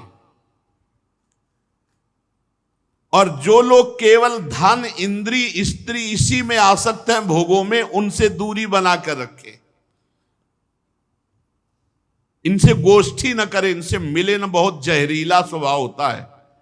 अर्थेंद्रिया राम संगोष्ठो तृष्णया। अगर ऐसे इंद्रियारामी पुरुषों से मिलोगे तो भोगों की तृष्णा तुम्हें परेशान कर देगी। सदगुरु का वरण, उनके वचनों पर विश्वास, उनके द्वारा बताए हुए भक्ति के क्रियात्मक आचरण, उनसे प्रश्न उत्तर, जो भी आपके अंदर संशय हो, फिर उनके द्वारा प्राप्त निष्ठा, धाम निष्ठा, नाम निष्ठा, गुरु निष्ठा, सेवा निष्ठा, योग निष्ठा, जो निष्ठा का अधिकारी, उससे योग योगेश्वर भगवान श्री हरि की उपासना। और फिर धन, अर्थेंद्रिया राम संगोष्ठ तृष्णया। जो अर्थ और इंद्री के भोगों में, सहवास आदि में सुख रखने वाले जन हैं, इनसे कभी भी गोष्ठी न करें, इनसे कभी न मिले। यदि भगवत प्राप्ति करना है तो दूरी बना के रखना होगा, शास्त्र कह रहा है। क्योंकि इनकी गोष्ठी में प्रेम रखने से तृष्णा बढ़ती, भोगे हुए भोगों को भोगने का जो लालसा, वो तृष्णा। अपनी इंद्रियों को जो प्रिय पदार्थ लगे, भगवत प्राप्ति करना है तो उनको ना भोगे, या कम मात्रा में। जैसे खान पान की पदार्थ सामग्री जो बहुत प्रिय है, ये सनकादि बोल रहे हैं, जो बहुत प्रिय उसे तो पाए ही नहीं। ये बहुत अच्छा, उसे हटा दे, नहीं पाना, नहीं लेना, कम मात्रा में ले लो। और भगवत नामामृत का पान करना, हर समय नाम जप करना, एकांत सेवन में प्रेम रखना, एकांतिक भाव होना चाहिए। कुछ समय ऐसा होना चाहिए अपनी कुटिया में एकांत, शांत, भगवत चिंतन परायण। जब नाम और ऐसे आचरण करोगे तो फिर अपने आप एक लगन लग जाती है, नींद नहीं आती। भजन की जो प्रियता, वो नींद नहीं आने देती। जब सब सो रहे होते हैं तो वो जग कर भजन करता है, अधिक से अधिक नाम जप, अधिक से अधिक मंत्र जप इकट्ठा करता है। नाम जप, मंत्र जप, उसी लग। अब ऐसा लग रहा है कि मन नहीं लग रहा, मंत्र में नाम जप शुरू हो गया। धीरे धीरे दरवाजा बंद है, अपने रात्रि में जोई जोई प्यारो करे, सोई मोहे भावे, 50 पद 60 पद। अब थक गया, पद से थक गया, अब मंत्र में लग, फुर्सत ही नहीं है। एकांतिक प्रेम, नाम जप में, भगवत चिंतन में, एकांतिक प्रेम। जैसे कोई कंजूस आदमी बार बार रुपया गिनता है तो उसको बड़ा सुख मिलता है, वो रुपया देख के जीता है। जो लोभी होता है, धनी कंजूस, वो बार बार गड्डी देख करके जीता है, छू के जीता है, फिर गिन के देखता है, गणना में सुख में। ऐसे ही बार बार नाम जप, बार बार भगवत चिंतन। कल इतना जप हुआ था, आज इतना जप हुआ, रात्रि में चुरा के जप कर रहा है, कोई जान ना पावे। और बड़ा अच्छा लगता है जब सब सो रहे होते हैं, शांत समय, केवल मंत्र की ध्वनि और या घड़ी की वो टिक टिक, दो ही सुनाई देते हैं। वो घड़ी लगी होती है ना, तो अब उसकी वो टिक टिक और मंत्र, बस दो ही आवाजें होती है एकांत सेवन में। और किसी भी जीव को किसी भी तरह से कष्ट ना देने का नियम, सदैव भगवत प्राप्ति के लिए अनुसंधान करते रहना, श्री हरि के चरित्रों का चिंतन करना, कभी भूलकर किसी की निंदा न करना, अपने योग क्षेम के लिए प्रयास न करना। गृहस्थी है तो प्रयास करो, फल की आकांक्षा न करो, और विरक्त है तो प्रयास भी न करना। योगक्षेम अपने आप, अपने आप सच्ची मानिए, अपने आप योगक्षेमम वहाम्यहम्।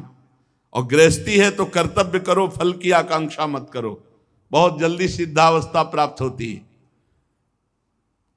योगक्षेम के लिए प्रयत्न ना करना, ये सनकादि जन बोल रहे हैं।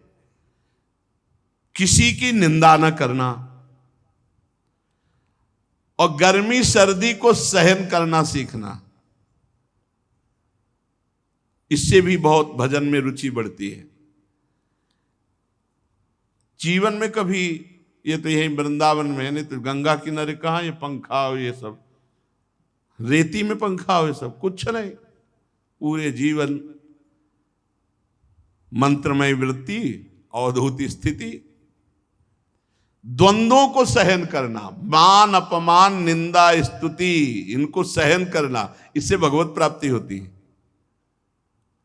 और भक्त जनों को सुख देना, भगवान के जो प्रेमी भक्त जन हैं, वचन से, आचरण से, पदार्थ से, सेवा से उनको सुख पहुंचाना। और प्रत्येक मनुष्य को भगवत भाव से देखना, इससे आत्मस्वरूप परब्रह्म परमात्मा भगवान में प्रीति हो जाती, प्रेम हो जाता है। परब्रह्म में प्रीति, सद्गुरु में दृढ़ अनुराग, वासना शून्य हृदय, अहंकार लिंग शरीर का नाश, परमात्मा स्वरूप में स्थिति। सनकादि कह रहे परब्रह्म में जो परमात्मा भगवान श्री हरि, उनमें सुदृढ़ प्रीति, सदगुरुदेव के प्रति पूर्ण आत्मसमर्पण, वासना शून्य हृदय, ये क्रम है। और अहंकार लिंग शरीर का भस्म हो जाना, स्वरूप में स्थित हो जाना, निहाल हो गया। जब स्वरूप में स्थित हो जाता है तो कर्तृत्व और भोक्तृत्व भाव गुणों के द्वारा जो था वो मुक्त हो गया। यही है मोक्ष पदवी, यही है जीते जी जीवन मुक्त अवस्था। अब उस जीवात्मा और परमात्मा का भेद नहीं रह गया, वो परमात्मा स्वरूप हो गया, जीवन मुक्त, जीते जी जीवन मुक्त। जब तक अंतःकरण उपाधि रहती तभी तक जीवात्मा कहा जाता है। जब अंतःकरण उपाधि लय हो गई तो जीवात्मा नहीं रहता, वो स्वयं परमात्मा, ब्रह्मविद ब्रह्मयु भवति। बाह्य जगत में जब तक जल है तो अपना प्रतिबिंब दिखाई देगा, दर्पण है तो अपना प्रतिबिंब दिखाई देगा। जल और दर्पण नहीं है तो प्रतिबिंब खत्म। ऐसे ही अंतःकरण है तो जीवत्व, अंतःकरण नहीं, लय हो गया तो ब्रह्म स्वरूप। जो लोग विषय चिंतन में लगे रहते हैं, उनकी इंद्रियां विषयों में फंस जाती हैं, मन भोगों में ले जाता है, वह परमात्म स्वरूप होते हुए भी अपने को ना जानने के कारण इंद्रिय मन का गुलाम, वो जीवात्मा कहा जाता है। सनकादि बोल रहे हैं, इंद्रिय विषयाकृष्टई लाक्षिप्तम ध्यायताम मनः चेतनाम हरते बुद्धे स्तंभस्तोयमिव हृदय। उसकी चेतना हरण हो जाती है कि मैं परमात्मा स्वरूप हूं। वो देहाभिमानी बनकर मन और इंद्रियों के साथ भोगों की गुलामी स्वीकार करता है। ये इंद्रिय और मन भोग बुद्धि की विचार शक्ति का अपहरण कर लेते हैं। विचार शक्ति नष्ट होने पर उसकी ये स्मृति चली जाती है कि मैं भगवत स्वरूप हूं, मैं भगवान का अंश भगवत स्वरूप हूं। स्मृति का नाश होने पर वो भ्रष्ट हो जाता है, ज्ञान रहित हो जाता है। इसी ज्ञान के नाश को पंडित जन सर्वनाश कहते हैं। भ्रस्यत्यनु स्मृतिश्चित्तम ज्ञान भ्रंशः स्मृति क्षये तद्रोधम कवयः प्राहु रात्मा पवन मात्मनः। यही आत्मा का सर्वनाश है, अपनी स्मृति का नाश हो जाना, इंद्रिय और मन का जो भोगों में आसक्त हो जाना और उसी में अपनी तन्मयता हो जाना। ये सर्वहानि हो गई। जो भोगों में अपने स्वरूप को भूलकर रमण कर रहा है वो सर्वहानि कर लिया, वो सर्व स्वार्थ का नाश कर रहा है। इससे बढ़कर लोक में और कोई हानि नहीं। जो भगवान को भूल गया और भोगों में रति, सबसे बड़ी हानि। बहुत सुंदर बात श्री सनकादिक है। फिर एक बात सुन ले, इंद्रियासक्ति मन भोगों में जब रमण करता है तो बुद्धि की विचार शक्ति को नष्ट कर देता है। जब विचार शक्ति नष्ट हो जाती है तो उसकी स्मृति नष्ट हो जाती कि मैं कौन हूं, मेरा कर्तव्य क्या है। स्मृति नष्ट होने पर उसका ज्ञान नष्ट हो जाता है। और जहां ज्ञान नष्ट हुआ तो पंडित जन इसे ही सर्वनाश कहते हैं। वो अपने उद्देश्य को भूलकर पदार्थों की भोगों की प्रियता में फंस करके अपने स्वार्थ की हानि कर लेता है। इस लोक में सबसे बड़ी हानि है भगवान का विस्मरण होकर भोगों में रति हो जाना। इसलिए बुद्धिमान उपासक को चाहिए कि धन का और इंद्रियों के भोगों का चिंतन ही ना होने पावे। इसीलिए अनन्यस चिंतयन्तो माम, मेरा चिंतन करो। क्योंकि जहां इनका चिंतन हुआ वो ज्ञान विज्ञान को भ्रष्ट कर देता है। ये बड़ी बात है। अर्थेन्द्रियार्थाभिध्यानम सर्वार्था पन्नवो नृणाम भ्रंसितो ज्ञान विज्ञाना देना विशति मुख्यताम। जब कोई साधक विषयों का ध्यान करने लगता है, विषयों का चिंतन करने लगता है, भगवान का चिंतन छोड़ देता है, तो सभी पुरुषार्थों का नाश करने वाला ज्ञान छा जाता है। विषयों का चिंतन सब ज्ञान विज्ञान को नष्ट कर देता है। जो विषयों का चिंतन करते हुए मरता है वो वृक्ष आदि योनियों को प्राप्त होता है, स्थावर योनियों को प्राप्त होता है। इसलिए जिसे अज्ञान अंधकार से पार होने की इच्छा है उस पुरुष को चाहिए कि प्रभु का विस्मरण ना होने पावे, भोगों का स्मरण ना होने पावे, हर समय राधा राधा राधा राधा। क्योंकि ये भोगों का चिंतन ही धर्म अर्थ काम मोक्ष की प्राप्ति में बाधा खड़ी कर देता है। जो विषयों का चिंतन करता है उसे सदा भय लगा रहता है। जो विषयों का चिंतन करता है उसे उत्तम मध्यम अधम ये दिखाई देता है। जो विषयों का चिंतन करता है ऐसा कोई भी नहीं है जो कुशल से रह सके। काल भगवान उनकी सारी कुशलता को नष्ट कर देते हैं जो विषयों का चिंतन करता है। हे राजन, तुम वही हो, ऐसा चिंतन करो। क्योंकि शुद्ध ब्रह्म बोध संपन्न महापुरुष है। देह नहीं, इंद्री नहीं, तुम प्राण नहीं, तुम बुद्धि नहीं, तुम अहंकार से आवृत अंतःकरण नहीं, तुम वही हो, मैं ही मैं हूं, ऐसा चिंतन करो। ये शुद्ध ज्ञान का स्वरूप है। सोहमस्मि तत्त्वं नरेंद्र जगतामथ तस्थुषाम च देहेन्द्रियास्तु धिषणात्म भिरा वृता नाम या क्षेत्र वित्त पतया हृदय विश्वगावि प्रत्यक्षकास्ते भगवास्तमवे सोहमस्मि सोहमस्मि सोहमस्मि, वही मैं हूं। जिस प्रकार माला का ज्ञान हो जाने पर, जैसे माला पड़ा हो टेढ़ा तो दिखाई देगा सर्प, सर्प बुद्धि नहीं रहती, वैसे स्वरूप का ज्ञान हो जाने पर ये जगत बुद्धि खत्म हो जाती है, नानात्व तो खत्म हो जाता है।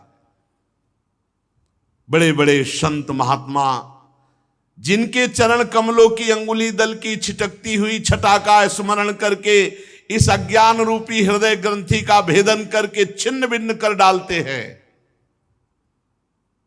बड़े बड़े सन्यासी जन जिनको रिझाने के लिए आराधना करते हैं, उन भगवान वासुदेव का भजन करो। दो मार्ग तत्काल बता रहे। एक बता रहे तुम देह नहीं हो, इंद्री नहीं हो, प्राण नहीं हो, बुद्धि नहीं हो, अहंकार से आवृत अंतःकरण नहीं हो, तुम वही हो, मैं ही मैं हूं। और दूसरा कह रहे, क्योंकि हर साधक संत महात्मा जिनके चरण कमलों के अंगुली दल की छिटकती हुई छटा का स्मरण करके अहंकार रूपी हृदय ग्रंथि का छिन्न भिन्न भेदन कर डालते हैं, उन भगवान श्री कृष्ण का तुम भजन करो। जो लोग मन और इंद्री रूपी मगरों से भरे हुए संसार सागर को योग आदि के द्वारा पार करना चाहते तो पार करना बहुत कठिन है, लेकिन जो कर्णधार रूपी श्री हरि का आश्रय लेकर उनकी आराधना रूपी नौका पर बैठ जाते हैं, वो इस भव समुद्र को सहज में पार कर जाते हैं। ये बढ़िया मार्ग, भगवान का आश्रय लेकर भगवान का नाम जप करते हुए संसार समुद्र से पार हो जाते सहज में। ब्रह्मा जी के पुत्र आत्मज्ञानी सनत कुमार जी ने इस प्रकार महाराज पृथु को उपदेश किया। राजा पृथु ने कहा, भगवान दीन दयाल भगवान हरि ने तो पहले ही हम पर कृपा की और पूर्णता आज हुई आपके संयोग से। आप पधारे, हम पूर्ण हो गए। आज हरि ने कृपा की और पूर्णता आज हुई। सनक सनंदन सनातन सनत कुमार जी से कह रहे, आपके दर्शन से प्रभु मैं क्या दे सकता हूं आपको, क्योंकि मेरे पास जो शरीर है, जो कुछ भी है, वो तो आपका ही दिया हुआ प्रसाद है, मैं क्या दे सकता हूं। प्राण, स्त्री, पुत्र, सामग्री से भरा हुआ भवन, राज्य, सेना, पृथ्वी, कोश, ये सब आपके चरणों में समर्पित है। ये सब आपका है प्रभु, स्वीकार कीजिए। सनकादि से सेनापतित्व, राज्य, दंड, विधान, संपूर्ण लोकों का शासन, वेद शास्त्रों के ज्ञाता, ये सब आपके ऊपर अधीन है। जो वैष्णव जन है, जो ब्रह्म ऋषि जन है, महात्मा जन है, वो किसी का दिया नहीं खाते, वो अपना खाते हैं, अपना पहनते हैं, अपनी वस्तु दूसरों को दान देते हैं, और पूरा संसार उनका दिया हुआ खाता है।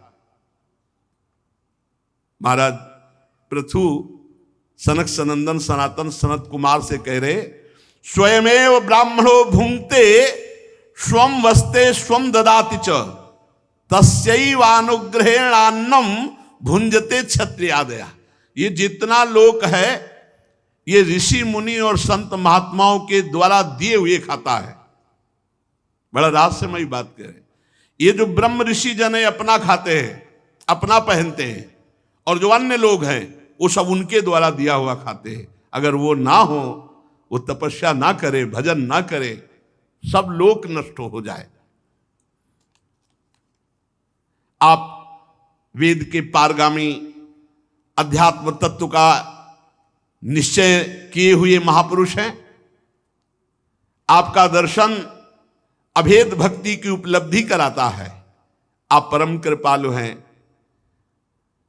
आप दीनों का उद्धार करने वाले हैं। आप अपनी कृपा से संतुष्ट हो जाएं। आपको कोई इस उपकार का बदला दे सके ऐसा कुछ नहीं है, क्योंकि इसके लिए प्रयत्न करना अपनी हंसी उड़ाना है। कहां आपका आत्मबोध और कहां जागतिक वस्तुएं। प्रभु मैं आपको कुछ नहीं दे सकता, फिर भी ये सब कुछ आपको समर्पित है। शनकादि जी ने पृथु जी के इस उदार स्वभावशील की प्रशंसा की और सबके सामने देखते देखते अंतर्ध्यान हो गए। सनक सनंदन सनातन सनत कुमार महात्माओं में अग्रगण्य महाराज पृथु उनसे आत्मोपदेश पाकर चित्त की एकाग्रता से आत्मा में स्थिर रहने के कारण ऐसा अनुभव हुआ कि मैं कृतकृत्य हो गया हूं। आहा, सनकादि के सत्संग से ऐसा अनुभव हो गया कि अब मैं कृतकृत्य हो चुका हूं। आत्मनिष्ठा समस्त कर्तव्य कर्मों की पूर्ति। महाराज पृथु के 5 पुत्र हुए, विजिताश्व, ध्रुमकेश, हर्यक्ष, द्रविण और वृक। महाराज पृथु ने अपने बड़े पुत्र विजिताश्व को राज्य समर्पित किया और अब सनकादि के उपदेश से अब ये राजपाट अच्छा नहीं लगा। यही है महापुरुषों का संग। पृथ्वी का भार विजिताश्व को, और आप अपने बाल खोल लिए, अवधूत की तरह तपोवन के लिए निकल पड़े। कठोर तपस्या, कुछ दिन तो कंदमूल फल खाकर बिताया, फिर उनको भी छोड़ दिया, जल पर रहे। इसके बाद जल को भी छोड़ दिया, वायु पर रहे। वायु भक्षस्ततः परमम, शरीर को गर्मी में तपाते, कभी छाया में नहीं बैठते। वर्षा होती तो खुले मैदान में वर्षा सहते, और सर्दी के दिनों में गले तक जल में खड़े होकर मंत्र जाप करते और मिट्टी में ही शयन करते। सब प्रकार के द्वंद्वों का सहना, वाणी से मौन, ब्रह्मचर्य का पालन, कठोर तप महाराज पृथु ने सनकादि की मिलने के बाद राजपाट त्याग करके जंगल में किया। समस्त वासना जनित कर्म बंधन तो कट ही चुके थे। सनत कुमार के सत्संग से परमोत्कृष्ट अध्यात्म योग की प्राप्ति हो गई थी। अंतःकरण शुद्ध हुआ, देहात्म बुद्धि निवृत्त हुई, सामने परमात्मा श्री कृष्ण की अनुभूति हुई। अंतर में ब्रह्मबोध, बाहर में भगवत साक्षात्कार, श्री कृष्ण की अनुभूति हुई। बड़ी अद्भुत स्थिति महाराज पृथु जी की। अंदर से ब्रह्मबोध और बाहर से श्री कृष्ण साक्षात्कार। बस श्री कृष्ण का दर्शन करके स्वरूप में स्थित होकर वीरवर पृथु ने अपने चित्त को एकाग्र किया और अपना शरीर त्याग दिया। बाहर श्री कृष्ण साक्षात्कार, अंदर श्री कृष्ण ब्रह्मबोध स्वरूप से, और अपने शरीर का त्याग कर दिया। अपने अपने तत्व जो पांचभौतिक मिल गए। जब महाराज पृथु की पत्नी महारानी अर्ची जो उनके साथ गई थी, उन्होंने कभी भूमि में पैदल भी नहीं चली थी, पर जैसा उनके पति वैसे ही उन्होंने अपने शरीर को कष्ट दिया। जब देखा हमारे प्राणपति अपनी जीवन लीला संपन्न कर ली, तो स्नान करके पति को जलांजलि देकर भगवान की वंदना करके और उनको गोद में लेकर चिता में प्रवेश कर जीवित अपने शरीर को जला दिया अपने पति महाराज पृथु के साथ। समस्त देवियां आकर के पुष्प वर्षा करने लगी और विनय किया अर्ची महारानी की कि आप अद्वितीय हैं, इस लोक में आपने अपने पति का अनुसरण किया और परलोक में भी अब आप पति के पास ही पहुंच जाएंगी, क्योंकि पति के लिए अपने शरीर को भस्म कर दिया। उनकी चिता गोद में लेकर और आग में प्रवेश कर गई। देवियों ने अर्ची जी की वंदना की। भगवान के जिस परम धाम को महाराज पृथु गए थे वहीं महारानी अर्ची भी पहुंच गई। परम भागवत पृथु जी का ऐसा प्रभावशाली चरित्र है।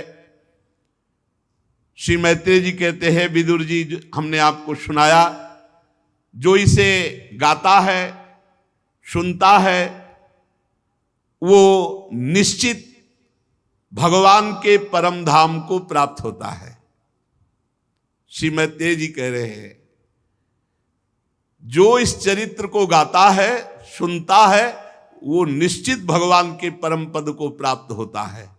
या इदम सुमहत पुण्यम श्रद्धया वहितः पठेत श्रावयेत शृणुयाद्वापि सप्रथो पदवी मियात्। इत्थं भूतानुभावोऽसौ पृथुसा भगवत्तमः कीर्तितं तस्य चरित मुद्दाम चरितस्य ते। अगर कोई कामना से इसका गायन या श्रवण करे तो संतानहीन को पुत्र की प्राप्ति हो जा सकती है, अगर पाठ करे धनहीन को धन की प्राप्ति हो सकती है, यश चाहने वाले को यश की प्राप्ति, आयु चाहने वाले की आयु प्राप्ति। और अगर कोई चाह ना करे तो भगवान के परम धाम की प्राप्ति होती है।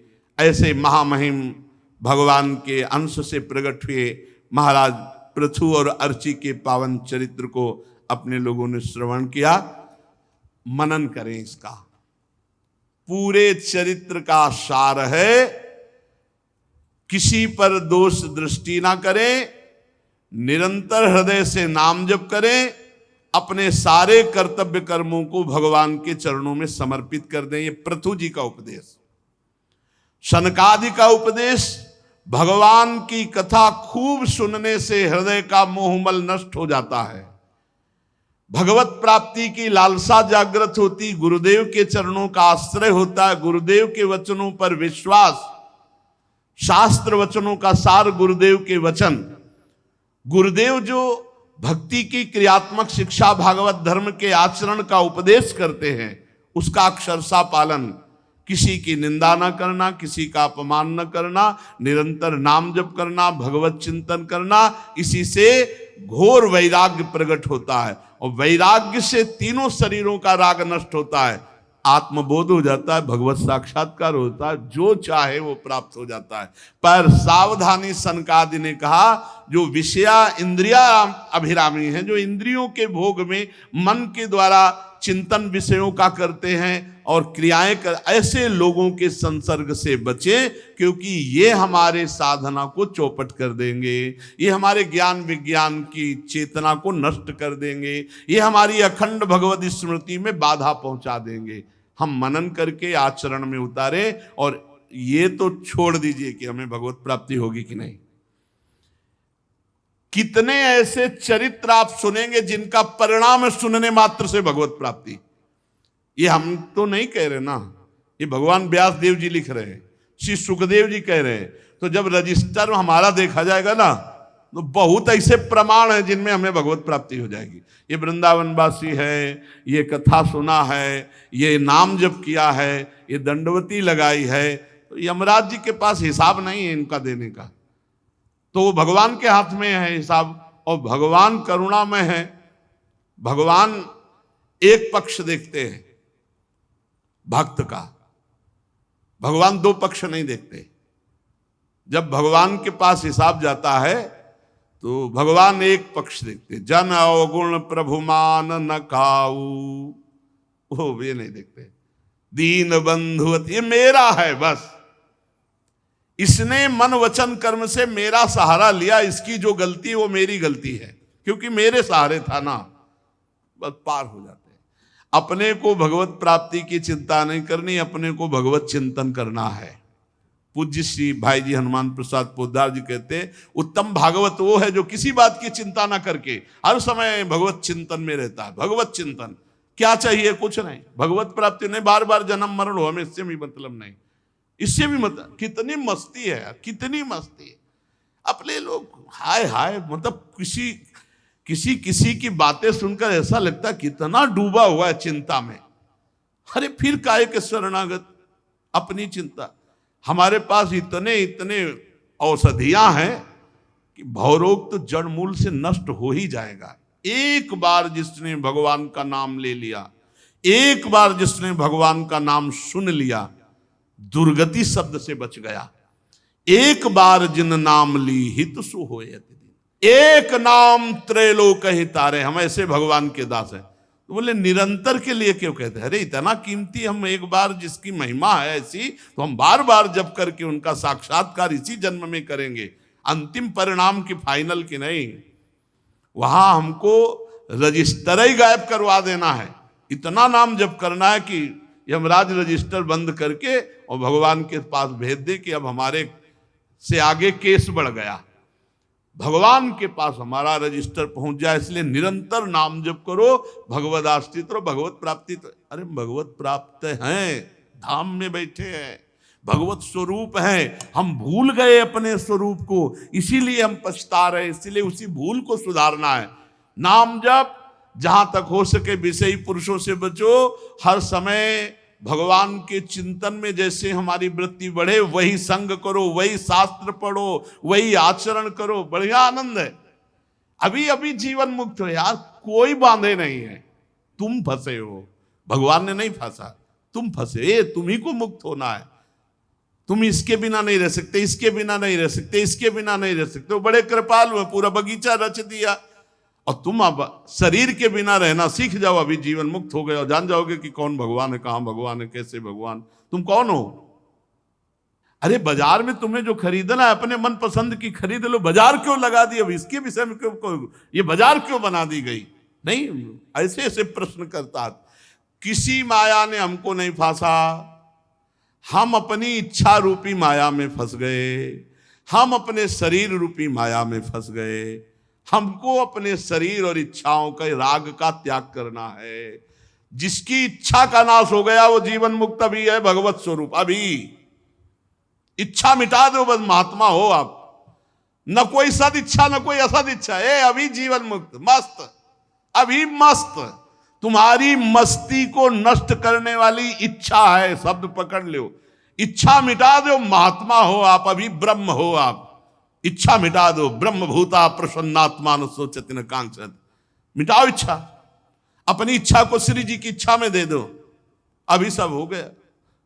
पता ही नहीं चलेगा दुख किसे कहते, सुख किसे कहते, लाभ किसे कहते, हानि, पता ही नहीं चलेगा। ऐसी स्थिति रहेगी। पर अब इच्छा करके फंसे हो तो अब इच्छा करके मुक्त हो। भगवत प्राप्ति की इच्छा करो और अनिच्छाओं को मिटा दो, फिर इस इच्छा को भी छोड़ दो भगवान के ऊपर और मस्त चिंतन करो। बहुत बढ़िया आनंदमय जीवन है। एक हाय हाय जो स्वभाव पड़ गया है दरिद्रता का, रोने का। अरे प्रभु के लिए रोने का नहीं, अनुकूलता के लिए रोने का, यही परेशानी। जीवन मुक्त हो, अभी आपको किसी ने नहीं पकड़ रखा, आप जीवन मुक्त हो। इच्छा ने आपको पकड़ रखा हो तो हमें बताओ, आपने इच्छा पकड़ रखी। कौन सी वस्तु आपको पकड़े? इच्छा। आपने इच्छा की है, उसी के कारण आप फंस गए। इच्छा छोड़ दो, जीवन मुक्त हो गए। कैसे इच्छा छूटे? अब भगवत प्राप्ति की इच्छा करके साधन करो, सब इच्छाओं को मिटा दो, खत्म। कुछ नहीं, अब भी आप निर्विकार हैं, अब भी आप निष्पाप हैं, अब भी आप परमात्मा स्वरूप हैं। पर ये अनुभव कैसे हो? क्योंकि इच्छाओं का जाल बिछा हुआ है। इच्छाओं को नष्ट कर दो, बस महात्मा हो गए। परमात्मा और जीवात्मा इतना अंतर है, वो इच्छा रहित है और ये इच्छा सहित है। इच्छा रहित हो जाए तो दो है ही नहीं। जैसे दर्पण हटा दो, जल अगर नहीं है तो आपको अपना प्रतिबिंब नहीं दिखाई देगा, दर्पण नहीं है तो प्रतिबिंब नहीं दिखाई देगा। इच्छा नहीं है तो जीवात्मा नहीं है, वही है वही। और अगर इच्छा है तो फिर जीवात्मा भी तो न जाने कितनी योनियों में जाना पड़ेगा।